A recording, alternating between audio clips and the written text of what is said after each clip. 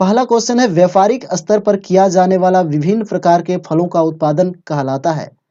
तो इसका सही आंसर होगा हार्टिकल्चर कहलाता है। अगला प्रश्न है, बागानी कृषि व्यापक है। तो इसका सही आंसर होगा कैलिफोर्निया में। अगला प्रश्न है, कुजवास कोयला क्षेत्र निम्नलिखित में से किस राज्य में स्थित है। तो इसका सही आंसर होगा रूस। अगला प्रश्न है, रूस बेसिन कोयला उत्पादक क्षेत्र किस देश में स्थित है। तो इसका सही आंसर होगा जर्मनी। अगला प्रश्न है, ढाका प्राचीन काल में किस लिए प्रसिद्ध था। तो इसका सही आंसर होगा मलमल। अगला प्रश्न है, ब्यूनस आयर्स निम्नलिखित में से किस लिए प्रसिद्ध है। तो इसका सही आंसर होगा डेयरी पदार्थ व मांस उत्पादन के लिए।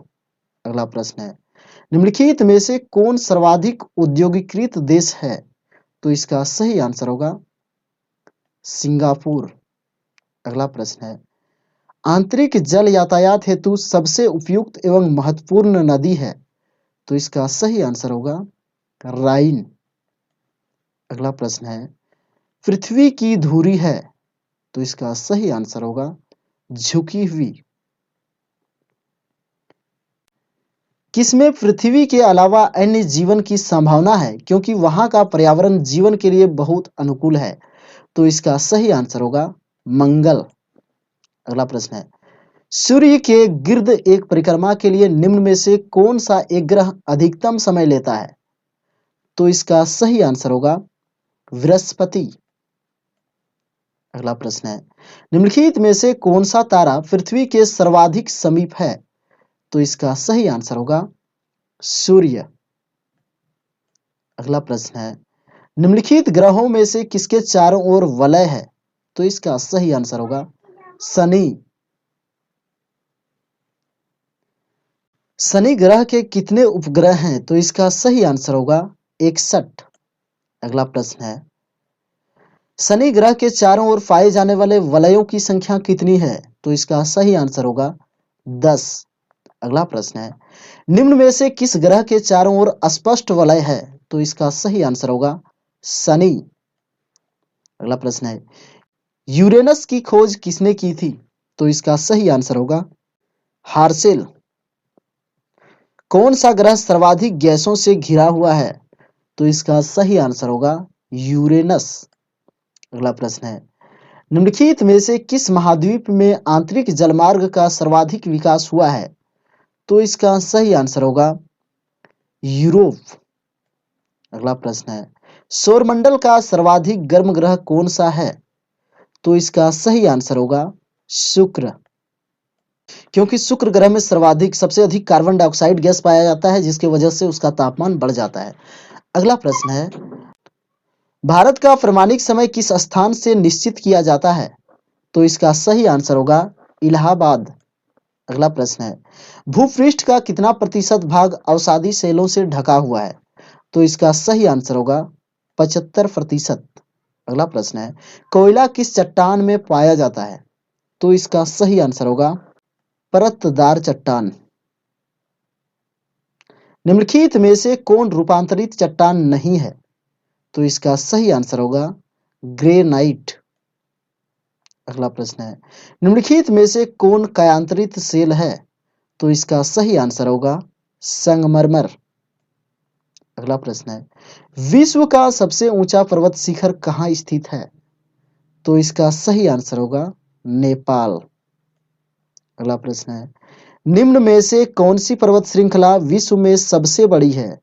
तो इसका सही आंसर होगा एंडीज।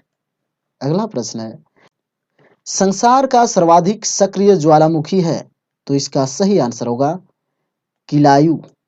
अगला प्रश्न है, कोटोपैक्सी कहाँ स्थित है। तो इसका सही आंसर होगा इक्वाडोर। अगला प्रश्न है, वायुमंडल में नाइट्रोजन की प्रतिशत है। तो इसका सही आंसर होगा 78%। अगला प्रश्न है, वायुमंडल में सर्वाधिक मात्रा में विद्यमान अक्रिय गैस कौन सी है। तो इसका सही आंसर होगा आर्गन। अगला प्रश्न है, वायुमंडल में सर्वाधिक कौन सी गैस मिलती है। तो इसका सही आंसर होगा नाइट्रोजन। लोयस पठार स्थित है, तो इसका सही आंसर होगा चीन में। अगला प्रश्न है, पृथ्वी के वायुमंडल का कितना प्रतिशत भाग 29 किलोमीटर की ऊंचाई तक पाया जाता है? तो इसका सही आंसर होगा 97%। अगला प्रश्न है, मेघ गर्जन वायुमंडल के किस परत में होता है? तो इसका सही आंसर होगा क्षोभ मंडल। सूर्य की तीव्र किरणों द्वारा झुलसने से वायुमंडल की कौन सी गैस हमारी रक्षा करती है? तो इसका सही आंसर होगा ओजोन।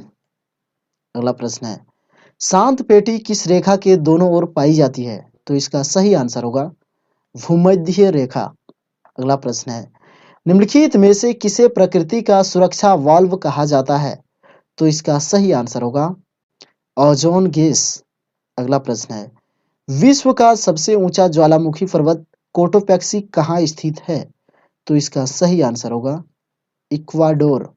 निम्नलिखित में से कौन एक वलित पर्वत है? तो इसका सही आंसर होगा हिमालय। अगला प्रश्न है, पठारी क्षेत्रों में विश्व की कितनी प्रतिशत जनसंख्या निवास करती है?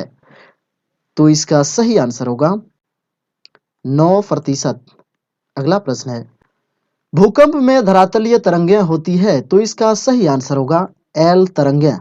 अगला प्रश्न है, नवीनतम पर्वतमाला है, तो इसका सही आंसर होगा यूराल।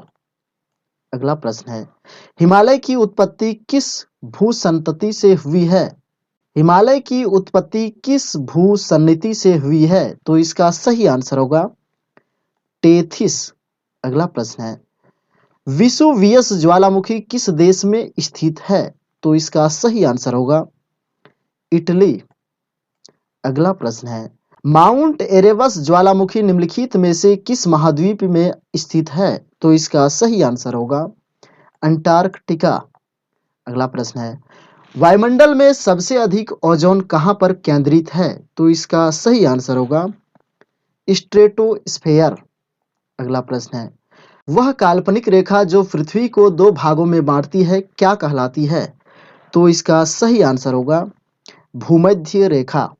अगला प्रश्न है, दो देशांतर रेखाओं के बीच की दूरी निम्न में से किस नाम से जानी जाती है? तो इसका सही आंसर होगा गोरे। अगला प्रश्न है, वह अक्षांश रेखा जिस पर सदैव दिन व रात की अवधि समान रहती है? तो इसका सही आंसर होगा भूमध्य रेखा।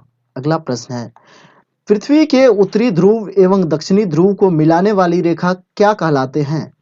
तो इसका सही आंसर होगा देशांतर रेखा।